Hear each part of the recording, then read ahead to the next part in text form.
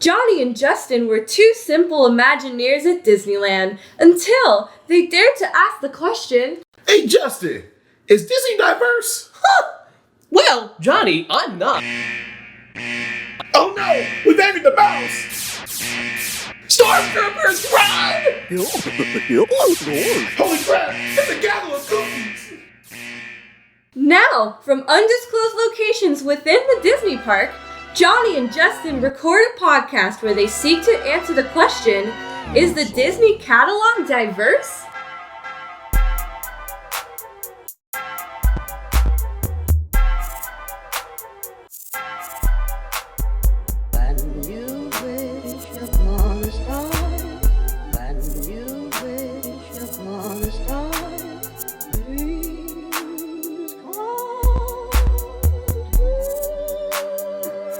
What's up, everybody? Welcome back for another episode of Disney+Diversity, a bonus episode. And what are we talking about today, y'all? We're talking about Falcon and Winter Soldier!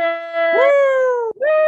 We're going to talk about episodes 1 through 3, only episodes 1 through 3. That's it. We're just going to kind of jump into it, just talk about like how we feel about it. Is this a home run or a base hit for diversity? Mm-hmm. So Justin, like, what are your initial thoughts? How do you feel about the show so far? 3 episodes in, I'm enjoying it so far. Here's the thing. I'm a big Captain America person, and I love Sam, I love Bucky, so I was really stoked on the idea of giving them kind of a show. And after seeing what they did with WandaVision and seeing like, okay, this is what you do when the Marvel characters has a chance to breathe and actually not worry about trying to shove everything in 2 hours. This is what happens when you get a chance to tell a story long form. After WandaVision, I was like, okay, I'm kind of excited to see how you're going to do all of these shows now, if this is the possibility. You got some good old-fashioned Captain America-ish style action sequences, and there's some good, I think there is some surprising talks in this show that I heard were going to be brought up. I didn't know how far they were going to take it. It's specifically something that, Johnny, you introduced me to in the Johnny Tsunami episode. Oh, the redlining? Yeah. Yes. How about you, Johnny? It's good. Like, so initial thoughts are like, I love it a lot. Like, here's the thing. I did enjoy WandaVision, but again, from the first episode, I kind of knew what was going on. And I know, again, people will talk about those first 3, and it's like viewpoint, like, just be patient and wait it out, or like, could you increase the pacing of it? My whole thing is that once I figured it out, I was kind of like, cool. I wanted to like start going from there. And I appreciate about the show is it hits the ground running. First episode, we got Sam in the suit doing Falcon stuff. It's going really fast.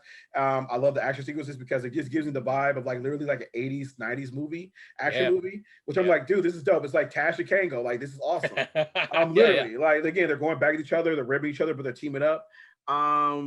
And then I love the diversity aspect that we're going to start talking about here because of the casting. Because the thing about this is that you do have this whole thing of a Black Captain America. And so I love what they're potentially going to explore with this. And I love all the things they're setting up and the commentary they're making. Like, I can't remember, Justin, who's the director's name? You know I'm bad with names. Oh, for this show? Yeah. What's the director's name? Oh, for literally Captain America and Winter Soldier? Yeah, the showrunner. Well, the showrunner is, I think his name is Malcolm Spellman, I believe is his name. Yeah. So Malcolm, again, person of color. And the thing about it is, though, is that, like, again, you see like all these ideas and these things that are happening in the show because when you have a person of color showrunner, it really kind of helps it out. Oh yeah. But all in all, I like the show a lot. I like the ideas they're bringing up, and I'm excited to talk about it. So let's just call this out now, y'all. Spoilers. Watch it. Now let's talk about what we like about it and things that we be more critical about. Okay, so jump into it. Like, so what are some of your favorite scenes? Oh man, I'm gonna just jump straight to it. It's the scene where Sam and Bucky go to Isaiah Bradley's home. Oh, okay. We're just getting right into it. We're going to go straight to it. Go straight there. Because I was not prepared to see Isaiah. And if you care, just a very quick basic comic book knowledge, folks. If you don't know who Isaiah Bradley is, he was in The Truth comic book, drawn by Kyle Baker, early 2000s as the Black Captain America that came out, that he was created post Steve. Yeah.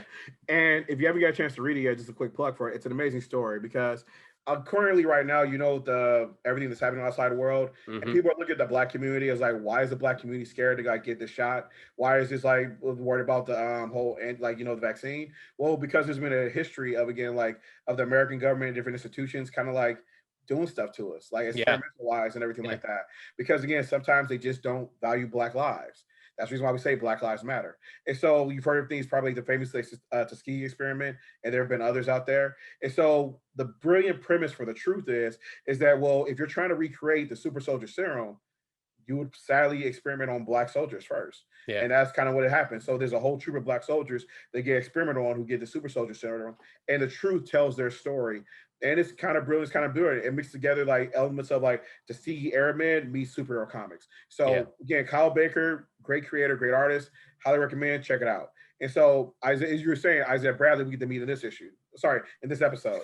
It feels like an issue, don't it? Though it does. No, this scene, dude. It's multiple things happening at once. It's I want to like we'll get to this for sure, but like this is Sam confronting literally a man who could be identified as a Black Captain America, and this is what America did to him, and that shit hurts, and first, I think it's great. This is the actor playing Isaiah Bradley is Carl Lumbly. If you're a fan, you might recognize him. He's in Buckaroo Banzai. It's one of my personal favorite roles he was in. But specifically, he was the voice of Martian Manhunter in Justice League. Oh, nice. Who also played hilariously. Wait. The animated series? The animated series. Oh yeah, Dwayne McDuffie. Respect. Yeah, sure enough for that. Also, fun side note. Carl Lumbly played Martian Manhunter's dad in Supergirl. Really? He came back to play his dad, and dope. It's such a. I was so happy to see him. Anyway, and then he was also a superhero of his own with his own was a TV movie. Mantis. Oh my God! Thank you for that. Thank you for reminding me. He was in Mantis. Yeah, the superhero. 90s kids, if you remember that shit. Yeah, the superhero lineage going right here is freaking amazing. So the great thing about how they framed Isaiah, I want to point something out. When you see Isaiah's face, right? They put a lot. They really aged up Carl Lumbly, and so you're thinking, you're seeing a frail old man until you get to the second shot, and dude is fit. Dude is jacked. The scene, God, the implications of this scene, the fact that what Bucky knew about it, what Sam is processing in this scene. You see his kid. You see Isaiah's grandkid, who some fans may have theories on who he might be. He might end up being Patriot. I mean, they're setting up all the Young Avengers right now. We have them all throughout the movies. We got we got Wiccan and Hulkling on WandaVision. Yep. We got Hawkeye, who's coming up in the show pretty soon and everything like that. We already got Pym's daughter in Ant-Man. And so I'm like, we just need Iron Lad. We're gonna have the whole team pretty soon. We got the whole team, yeah. Young Avengers is happening. Yeah, it's happening. It's guaranteeing happening now. So, another reading recommendation. But keep going, Justin. Absolutely. So this scene, dude. I mean, just Lumley's so good in this moment. Is so good in this moment, but this scene, just everything about this scene. It's just like Sam is being confronted and kind of being proven right to his eyes. I can argue. I'm theory Sam is seeing this going, this is why I gave it up. This is why I said no. Johnny, what do you think? I mean, I think we're going to jump around right here because there's a lot. Because I thought we were going to do a slow build. Let's talk about the fluff. I want to go. We're just going to jump into it. So I love this scene. I love this scene for a lot of different reasons. Yeah. So the thing about it is, though, is that there's always the tale of the African American soldier and minority soldiers when they come back from war. The thing about it is, though, is that when you're over and you're fighting for this country, you're fighting for America, the ideals of it and whatnot. But then when you come back, you're not even treated as a citizen. And so the sad thing about it is, though, is that when they get back here, a lot of times, again, especially after World War II, they were still dealing with racist systems. They're of segregation, of Jim Crow, and all these different things. That again, with Jim Crow into the 1960s, you think about World War ended about 1946 or so. I'm estimating, but the thing about this, so they came back from war, and for a decade, they still couldn't drink out of the same water fountain as a white person. And that's just, again, how soldiers were treated and people of color. And the thing about it is, though, so I love the way that they're representing those ideals of racism through Isaiah Bradley. Is I came back here and they put me in prison. Yeah. They spitted on me. And again, and that's just, it's terrible. But again, it's showing again this is what a lot of soldiers go through. And then again, I also love the fact where he's living. He's in Baltimore, and then we go to that neighborhood in Baltimore. It is the hood, and it kind of shows you here. Like you look at Steve. Steve's treated as a hero. Steve gets all these different things, but that dichotomy happening right there of Isaiah Bradley's like hidden away somewhere. Again, they don't even talk about him. And again, you makes you wonder, like, did Nick Fury know? Because if Nick Fury knew, like, Nick would have been like, get that brother out of there. Yeah. But again, we might explore that later. Maybe Nick Fury did find out, did get him out of jail, but wanted nothing to do with it. So that may come out later on. But again, though, it does bring up the reason why Sam isn't like Captain America. Because I love it. In 3 episodes, they haven't said it yet. Like, there's a point where Buck asked him episode 2, is like, why'd you give up the shield? And he doesn't tell him. But again, you're wondering, is like, and again, as a person of color, usually it's like, because he wants to say, because America's not ready for a black Captain America. Again, because if the moment I put that suit on, I become a target, and then it becomes all about politics, and it's all about the color and my race instead of, again, me actually going on missions and helping people. And it's true. And again, you see it when they try to do like race changing, even in characters sometimes. What was the big example of that they did? I can't remember. Oh, Star Wars. When we found out that I'm bad with names. John Boyega. John Boyega was going to possibly be the Jedi and be the star of that. The fan backlash was insane. And so you imagine that for a symbol of America. Again, imagine what Barack Obama went through just running for president. And so, so it's crazy. But again, I love the social commentary they're doing in these episodes. So much so that, like, when Isaiah Bradley kicks him out of his house and they go on the street and they're arguing about it. Oh, God. I love this scene. Again, but this is what happens when we have people of color directing stuff featuring people of color, because they know the nuances of what to put in there. Because they're arguing around the street, it's Sam and Winter Soldier Buck, and then the police show up, and the police look the Buck like, "Are you okay?" Right. Why? Why did they go to him first? We know why. Yeah. Systemic racism. That's the problem. And they start asking Sam to show his ID. And Buck's even like, dude, just show him your ID. But I love that because it just shows Buck doesn't understand. Right. Yeah. Part of the reason you say, well, Buck's from the 40s. Buck hasn't been here. It's not only that, though, but a lot of times our white allies, or even like men when it comes to women, our allies don't understand what those people who are oppressed go through. They understand it. So when he asks him for the ID, he's like, I'm not showing my ID because I didn't do anything wrong. Yeah. Why do I have to show my ID? No, I'm not. And it's only when they recognize that he's the Falcon do they kind of like back down.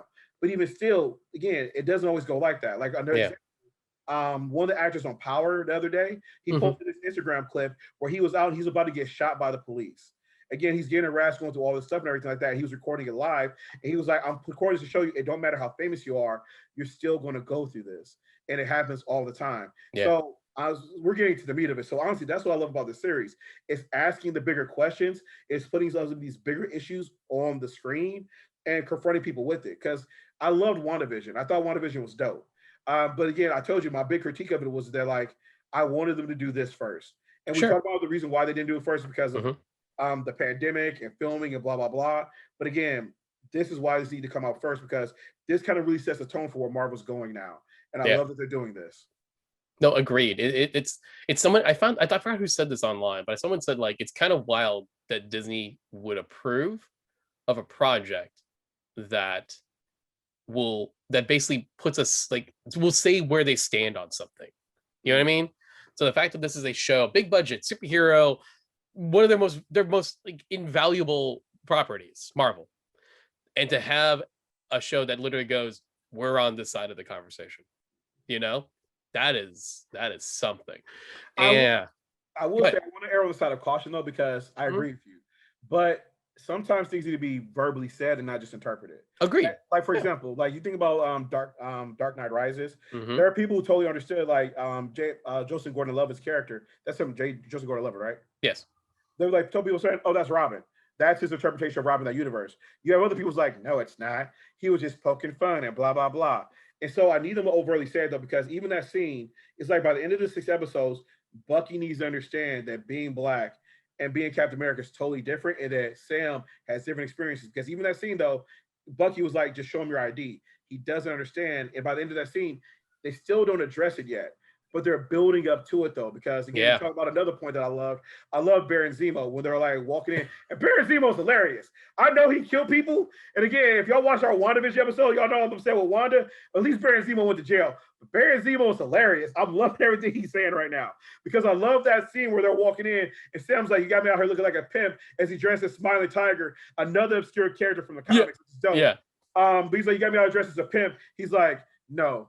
only in America would a fashion-forward black man be considered a pimp. Oh, Baron Zemo! Oh, Baron Zemo! Baron Zemo, why you so woke, Baron Zemo? Why you so woke? It's because you wear purple? Is that why, Baron Zemo? Oh, Baron Zemo, you so dope. So like, I'm loving those little nods, those little things like that. I'm like, this is fire. This is fire. Yeah.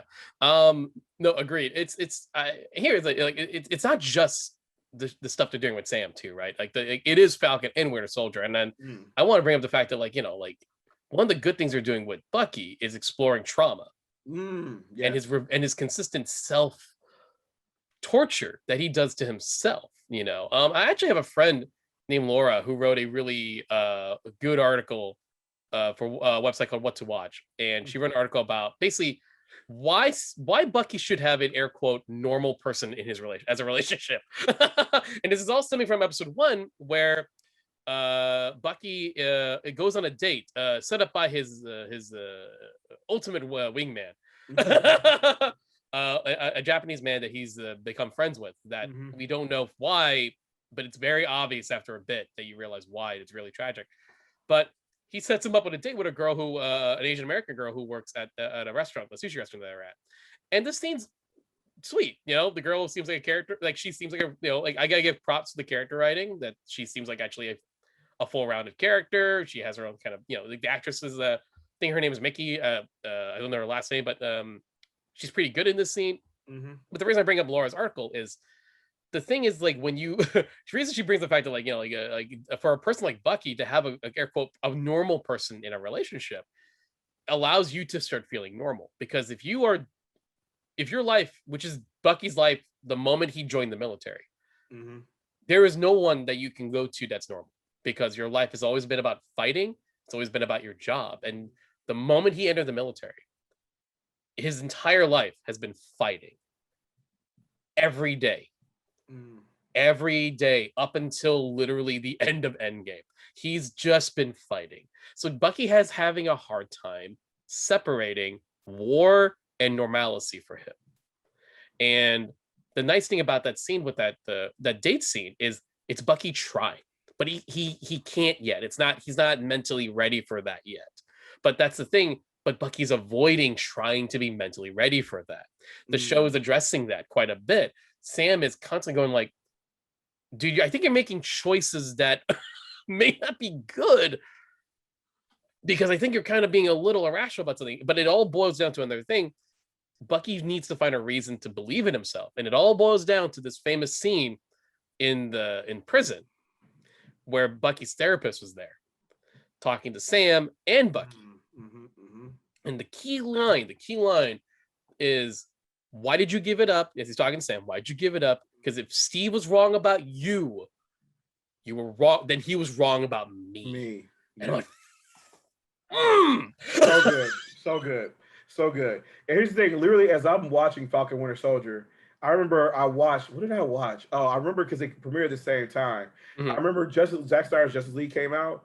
I watched that on Thursday or Wednesday or something like that. Then the following, a couple of days later, I watched Falcon Winter Soldier. Immediately as I'm watching Falcon Winter Soldier, I'm like, way better. By the way, if you want to hear a review of that, we have another episode, a plus diversity episode. Go check that out. I have a different hat on. But the thing about it is, though, is I totally agree with you, because it also shows the power of therapy as well. Because a lot of times, if people don't like always understand, it's like, no, you need therapy. Sometimes you need to talk these issues out. You need to like make peace with these things. Because it's also interesting. He's almost going through like the AA like healing strategies of going back to make peace with people that he's wronged or whatnot. So I love that he's doing that, and that's really cool. It's really dope. And again, like all in all, like I give them credit. They're doing a lot of dope things, because I love also that they're fleshing out the universe more. Like for example, like when we saw Bucky, we knew Bucky was like a superhuman, but I like literally as I'm always watching it, because they didn't have time to explain this in Civil War. Why is he so good at all this stuff? Why is he almost like Cap? But did Bucky take the super soldier serum? So you're like kind of always wondering, but here they're like, oh no, he's a cyborg. Oh, okay, that explains it. I thought it was just an arm. There's other stuff in there too. This all makes sense now. Cool. And what I like, and then we get to episode 3. What I love is Sharon Carter, when she shows up, because again, we talk about the blip and we talk about the 5 years that have passed and what people have gone through. But with like Sharon Carter, she went through the trauma of like having to be on her own. And so what I'm loving about when we see her is she's a totally different character. like she's a lot more cynical. She's a lot more jaded by heroes and capes than when Steve was around. And you think about it, well, this would probably happen after 5 years of her being on the run and everything like that, nobody being in touch with her and her how to take care of herself. Is like, this is how a character changes. So I'm like, this is good writing. Oh yeah, this is really, really good writing right here. Oh yeah, absolutely. I want to also bring up a little side character that I immediately kind of like. I like him. Barry Zemo? Oh no, he's not a side character. He's a big character. No, it's a soldier that Sam met has become kind of his informant in the ground kind of guy. The dude named Torres. Oh yeah, Torres, yeah. Torres, likable, very likable guy, and I really like the character. I like I know that in the comics that he becomes Falcon in the comics. Nice. So I don't know if that's his fate here, but I think Torres is a fun character. I like the stuff, obviously Sam's sister. That stuff is great with his sister, specifically. Again, we're going to go back to some bullshit. It's the scene at the bank. Yeah, so to set that up so people understand, Sam comes back home again. He's been gone for 5 years because of like the disappearance or whatever, the snap. And when he comes back, his like family's like stripping business or what have you is like coming under. Totally gives me bubblegum vibes, by the way, which I thought was hilarious. Totally. But he comes back, and so he's like, look, we can get a loan from the bank, we go get support. But when they go to the bank to go get like, support or whatever, again, they even recognize that he's Falcon. He's like, yeah, it's me, Avenger, help save the world, be Thanos, But they're like, yeah, but we still gonna give this loan though. Like, for real? And they're like, it's not a viable business proposition. But again, it kind of sucks because you're also like, that's like the factor that kind of plays in the race factor, because if he was, again, let's just say, for example, insert like Hawkeye. If Hawkeye wanted to go get that bank, potentially he might be able to get that loan. But again, it's that privilege of race that comes into play here, which you have to ask that question. Which goes back to my original point, is that Disney is planting the seeds of these ideas in people's minds, but sometimes you need to overtly say it. Because Totally. the thing about this though is that when it's me, you watching it, we understand racism. But when it's somebody who's in the middle, who needs to understand that these things are happening, who needs to be shown this stuff, they're just like, oh, Sam didn't have good credit. It's like, no, it's more than that. It's more than that. I think it's time to address the real thing in this show that is like a major case of what we're talking about. White privilege in a costume. We have to talk about John Walker, aka the new Captain America. Yeah. It's amazing to me. I won't put it. It's amazing to me that the moment he showed up at the end of episode 1, the majority of the internet literally looked at him and went, "Fuck that guy." Yeah. Good job, internet. Good job. Now, here's a key thing about John Walker, right? First off, you comic book nerd shit. John Walker did take on the costume for a bit, but he's currently a U.S. agent. Yep. The other thing is that John Walker is a real dick. Oh yeah, he's an asshole. He's an asshole. Listen, I think Wyatt Russell, who's playing the role of John, is doing a good, subtle, complex version of John Walker. Now, if you want a straight meat and potatoes John Walker, John Cena would have been an amazing John Walker. Woo! Would have been perfect. But John Cena doesn't want to play. Well, he is about to play a negative role, a villain in that new Fast and Furious whenever that does get its release. And he's Peacemaker in Suicide Squad, which is essentially a John Walker character anyway. Yeah, exactly. So I'm getting my John Walker from Cena regardless. Exactly. But if you could see him, right? I always can't see him. Well played. Well played. I'm not even into wrestling, but even I know that shit. But Walker, first off, I gotta point out that scene in the beginning of episode 1 where Sam is at Smithsonian, and you hear another some sort of general guy go like, "You did the right thing, Sam," and you just see Rhodey in behind Sam, and Rhodey's going, and I love that Rhodey, yeah, that's right. Rhodey's in the first episode, War Machine's first episode. I love that Rhodey's like, "Hey Sam, why don't you and me talk?" And he's just, because he's smelling it. He's kind of like, "What? You sure you're doing? You sure you know what you're doing, man?" Because it's bullshit, right? Like I think Rhodey smells the bullshit, and like just something dirty about the guy saying like, "You did the right thing, Sam," that just like kind of made you feel icky. It did, especially because again, when you see it at first, you're just like, oh, he gave this Smithsonian, it's a historic piece, but then later on you find out again they did this instead of like this new Captain America, who's this white guy who they chose, is like, no, he did the right thing because the black man wasn't fit to play that role. Right. And it's just total BS. And the thing about it is though, is like I agree with you, because the thing about it is when they, well, first off, I love how they try to set John Walker up to make sure, like, look, y'all, he ain't racist, because we might see him later. He's got a black best friend. He's got a black girlfriend, and he went to a black high school. And look, listen, HBCU marching band cheer for him. He ain't racist, y'all. He might be an asshole, but he ain't racist. Can I point up something? Like I think I saw a TikTok from Straw Hat Goofy who pointed out the HBC high school thing, the marching, and there's just like, do you realize the racial implications this scene sort of comes off? Mm-hmm. Like, do you like, I don't know if you guys really understand how this sort of looks, even if he did go to that school, even if he's, etc. But it's all this shit that, like, the basic point is like, it's all these black people raising up this white man. Yeah. Fuck. Yeah. But again, the director is doing this on purpose to kind of get a point across. And then, but what I do, but and then when they start going to these qualifications, like, he's done these missions, he's won 3 medals of honor, he's done all this stuff, and I was like, yeah, cool, but he ain't helped kill Thanos. I'm just like, at the end of the day, like, he is not an Avenger. He was not literally chosen by Captain America. Like, literally, if you look at Sam, and Sam was talking about his qualifications before, Sam is a decorated war hero. Yes. Sam, again, is an Avenger. He has really been across, again, he helped defeat Thanos. He helped save the universe. And so the thing about this was that, like, I kind of feel that trumps those 3 medals you got, homie. I'm just saying. But again, that's the racism that happens, though, that we talked about on our Zack Snyder episode of the mediocre white man syndrome. It's like, as a white man, you're allowed to be mediocre. And if you're exceptional, oh, you're like a godsend. But the thing about it is, for the black man, you got to rise up above all these different levels. You kind of see that, for example, in the NBA. People treated Larry Bird like he was a god. And the thing about it is, though, but Magic Johnson had to go out and literally do magic tricks with the basketball just to get to the same pedestal. And you can even talk about today, some people are trying to critical of, like, Luka Doncic. He's a basketball player, he's a white guy, whatever. And people are saying, like, before the year even started, people were trying to give him the MVP race. But it's like, why? It's because this white guy came in who's really good at basketball right now, versus they got these other people, these black men who are doing really great, again, who are exceptional and are better than him, but because he's doing kind of over, you kind of raise him up. And again, it goes back to that mediocre white man systemic racism thing. That's a problem. But again, though, I love the fact that the show is exploring it. I just hope that as we go to episodes 4, 5, and 6, they just say it more. Yeah. They come out and just say it, because again, the point of bringing these conversations up is, here's the thing: you're preaching the gospel, you talk to me and Justin, but we don't need to be convinced that there's systemic racism in the world. The people that need to be convinced are those people in the middle. Because those people are going to be voters, and those people are going to be like teachers and cops and like all these different things. Who, if they understand this stuff, they're going to interact with people of color differently.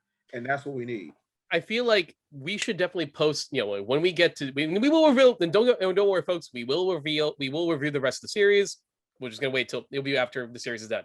But once we do, I almost want to put a check mark here, put a pin on this thought, Johnny.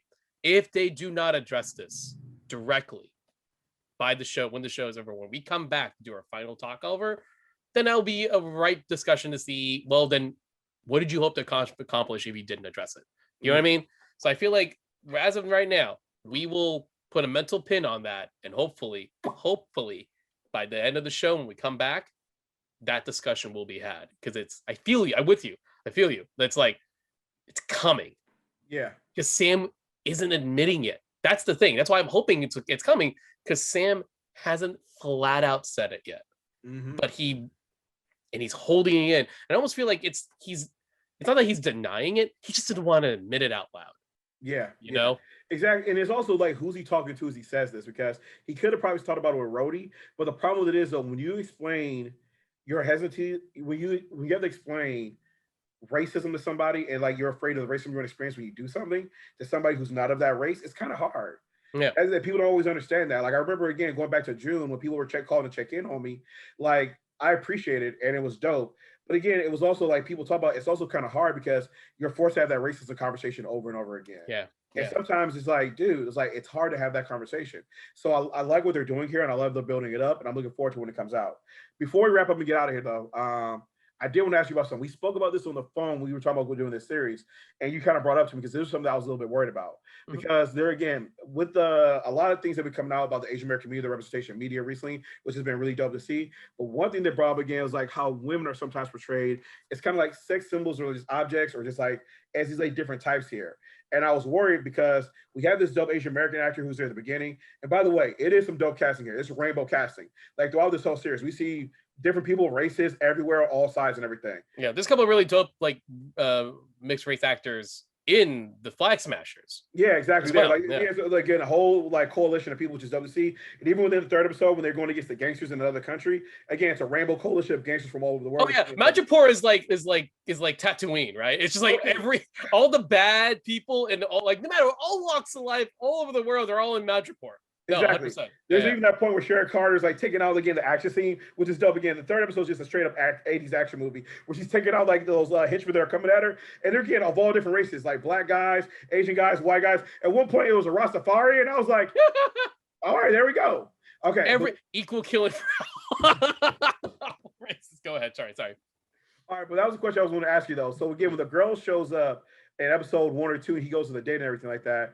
Asian female representation. I was a little bit worried about that. Like, what were your thoughts? I wasn't. I mean, I kind of want to bring up the fact that, like, at the end of the day, that's why I brought up my friend Laura's article, and she's Thai American, and so she brings that article up because at the end of the day, it's like, listen, could this show have always more Asian actors as the leads? Yeah, I mean, like, we got that really cool, like, one Asian actor who's in the Flag Smashers with that luxurious hair.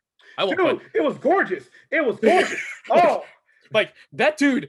That dude's hair is, and he had the mustache going too. It was the whole like. I was like, "Whoa, that's a man's man." Oh no, he's hot as hell. Let's be real.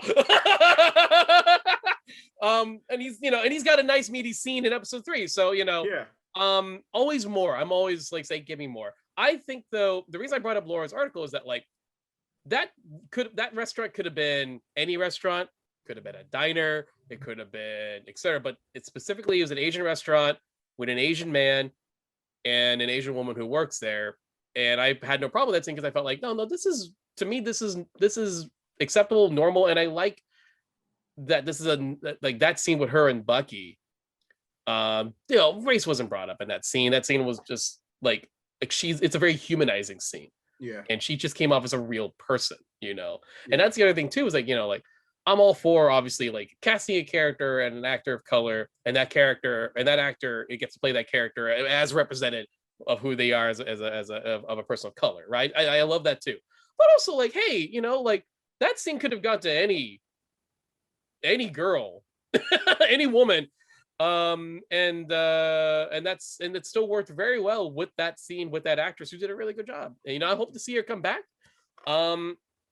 In later episodes, and I hope like Bucky makes up for her for like ditching her in the middle of that first date, and they get to finish that board game and shit. So I had no problem with it. I had no problem with that. I mean, I'm not gonna lie, there was I was a little concerned when we were at first, but I kind of felt like nothing really red flaggy popped up for me. So I think we're good. It's a good scene. Yeah. It is, and I'll give them credit again. Like, so again, spoilers, and I give them credit. They're doing a great job of bringing in like a lot of characters from the Marvel universe. Again, we saw War Machine episode 1. We had Sharon Carter in episode 3. Baron Zemo's here now, which is like dope to see and everything like that. Yeah, he's a lot of fun. I will give you. He's a lot of that dance he does. Oh, so dope. I was literally like, when they were going to the art auction, I was like, look at this, Baron Zemo become Diddy. Let's go, Baron Zemo Diddy. Let's get this. And I gotta give credit. The mask does not look cheesy. When he puts that mask on, I'm like, that mask looks threatening. I'm ready. I'm ready for it. I love that mask. Yeah. And I will say my only critique of it thus far, again, is that like, again, diversity wise, when it comes to like, race and everything like that, it's doing a great job. Rainbow casting, people of color talking to people of color. Will it probably pass the wire test? It already has. Oh yeah. The one thing that does have me worried though is that we have a lot of women, and we get a lot of women because we have Sam's sister, we have the psychologist, we have Sharon Carter who shows up.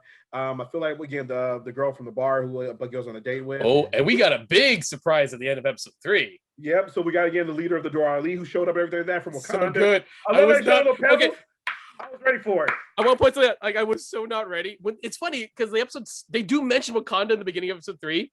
So it's like, okay, cool. You've been acknowledging his past. You mentioned White Wolf. That's rad. Yeah, that was episode 2 or 1. Yep. Yeah, but then I saw that beat and went, Same. oh, Same. He's like, I'm going for a walk. You're right. Yeah. And he picks up the one. I was like, oh. And I was like, I thought it was gonna be Suri. He was gonna show up. I thought it was Suri. But then like, we gotta leave up Dora Lee. I was like, I'm here. She's like, I'm here for Zemo. Oh, get him. Get him. Even though I like Zemo, take that motherfucker out. I'm so ready. I was like, and I loved, like, she's one of those, like, one of the Drama who didn't get a lot of like character work out because, you know, like outside the first film, but like, you only got so much movie. But like, I'm like, oh, we're giving her some shit to do. Oh, I'm in. And again. So again, we haven't like we should try to do that at some point. But like my theory again, rest in peace, Chadwick Boseman. Yes. Rest in peace. Yes. My theory was always that like what they were going to do is that because only one of the person that's taking the serum from the flower and everything like that they're going to set Michael B. Jordan up to carry on the franchise of the Black Panther. And it was going to be like a redemption thing, kind of like you think about like when Tupac died, or like when how Biggie changed his life, and it was like that death made him realize that he was wrong in some ways. Yeah. And the same thing happened. I can't remember who died first. I think King died before Malcolm. But again, Malcolm changed his ways and became Malik El-Shabazz and changed his ideals. So this could be totally a way they could do it with Chadwick's passing. His character. Killmonger changes his ideals and becomes like actually good for us. It becomes a new Black Panther. There's a total storyline there that could do it, and I've heard rumors that they are. That was always been my theory. But he did die though, right? So you have to kind of figure that out. It's comic books. We bring people back all the time. I mean, I'm just saying. I want the audience to like. I mean, we do know he died, but I mean, you're right. We do, yeah. There's ways. Exactly. I mean, how many times did Jean Grey come back? Or Hawkeye at this point. I think Hawkeye came back. You know who came back a lot? Flash. Barry, like Wally West died in the like 80 times. I feel like in the comics. Exactly. Yeah. So did Barry. But yeah. But again, the leader of Dora Lee, she could be in line to be Black Panther. She is wearing all black in the scene. Could be plenty nuggets. But again, I love it. And still got all this potential. But again, the reason why I was bringing up all those female characters, because we got a lot of them. We still ain't passing the Bechdel test though. Because we got a lot of men talking to men, a lot of men having conversations, but there's a lot of points where it's like, dude, we just need some women talking to women. And that's like really easy to do. The closest we got was Sharon Carter at the end of her scene, when she's leaving and everything like that. But other than that, though, we haven't got women talk to women enough yet. That's true. So that would be my thing, which is like, so again, as we wrap up this conversation, these are things we're looking out for. Like, will you actually put these issues on Front Street and address them and put them out instead of just kind of indicated like leaning towards them? And then will you pass the Bechdel test? Because it's been 3 episodes. You passed the wire test, but you ain't passed that Bechdel test, and we need to see you pass that Bechdel test as well. Yeah, but overall, man, I think this what I anticipated this show to be was not the show we ended up getting, and I love that we're going here. I feel you. Go ahead. I feel you. I was low key the reverse. I thought like you have to address this because I know the comics they touch upon it and everything like that. And so again, I'm happy they're addressing it. Oh, and I almost forgot. My apologies. I'm sorry to keep it, Justin. And my audience, I'm sorry. I know we've tried to wrap it twice, but this is the last point I just remembered. My other critique of this, and then we'll mostly go towards Disney or Marvel. You guys start doing a better job by these comic book writers. The reason why I bring this up is Ed Brubaker is the creator of Winter Soldier. Yes. Ed Brubaker is a very talented comic writer, and he's co-creator with the artist who designed the character art and everything like that. The thing about it is, though, is that like the storyline they did for Captain America Winter Soldier is pretty much everything he came up with in the comic books of the Winter Soldier character. Yeah. And again, they're continuing this, everything that's happening right now. The thing about it is, and there's like they did Black Captain America with Sam in the comics first before we got here. The thing about it is, though, is that we have comic book artists and creators who don't get paid that much money. And here's the thing, I'm going to put it on Front Street, y'all. They're not millionaires, but they're the ones doing the farming for these ideas that Disney's they're turning and taking into these TV shows, and they're not being respected and not getting paid and broken off the way they should be. Yeah. There's a great article out there, and I'll try to link it down below along with your friend's article. But there was a great article put out about how Ed Brubaker went to the set of Captain America Winter Soldier, and they thought he'd be all excited, but it's like he immediately wanted to leave because it's like, yeah, but there's all this money, this is all stuff I created, but I'm not getting paid or recognized for any of it. And it's sad. And think about it, especially when you're the creator of this work, because you think about it, when you think of Lord of the Rings, you know the name Tolkien. When you think about the heck is the name of the dragons and blah blah Game of Thrones, J.R.R. Martin. Again, you know the creators behind these things. And here's the thing, Stan Lee was not the creator of all this stuff.